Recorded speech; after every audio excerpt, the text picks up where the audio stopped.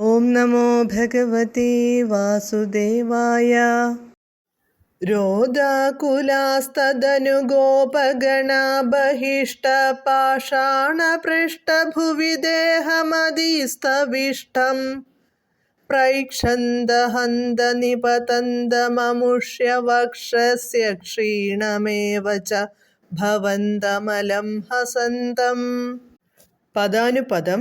തദനു അനന്തരം രോദാകുലാഃ കരഞ്ഞു വലഞ്ഞവരായ ഗോപഗണാഃ ഗോപവൃന്ദം ബഹിഷ്ടപാഷാണപൃഷ്ടഭുവി ഗൃഹത്തിനു പുറമേയുള്ള പാറപ്പുറത്ത് അതിസ്തവിഷ്ടം വളരെ തടിച്ച ദേഹം തൃണാവർത്തൻ്റെ ശരീരം നിപതന്തം നിപതിക്കുന്നത് പ്രൈക്ഷന്ത കണ്ടു അമുഷ്യ അവൻ്റെ വക്ഷസി മാറിടത്തിൽ അക്ഷീണം ഏവ യാതൊരു കുഴപ്പവും പറ്റാതെ അലം ഹസന്തം ഇതി നന്നെ പുഞ്ചിരിക്കുന്ന ഭവന്തം ച അങ്ങയെയും കണ്ടു ഹന്ത ആശ്ചര്യം.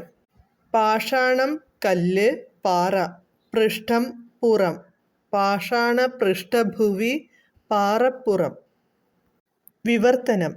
പിന്നെ കരഞ്ഞു വലഞ്ഞ ഗോപവൃന്ദം ഗൃഹത്തിനു പുറത്തൊരിടത്ത് പാറപ്പുറത്ത് ഒരു വലിയ ശരീരം വീഴുന്നത് കണ്ടു. അതിൻ്റെ മാറിൽ ചുറുചുറുക്കോടെ ഇരുന്ന് പൊട്ടിച്ചിരിക്കുന്ന അങ്ങയെയും കണ്ടു. ഹരേ കൃഷ്ണ. ഹരേ കൃഷ്ണ ഹരേ കൃഷ്ണ കൃഷ്ണ കൃഷ്ണ ഹരേ ഹരേ, ഹരേ രാമ രാമ രാമ ഹരേ ഹരേ.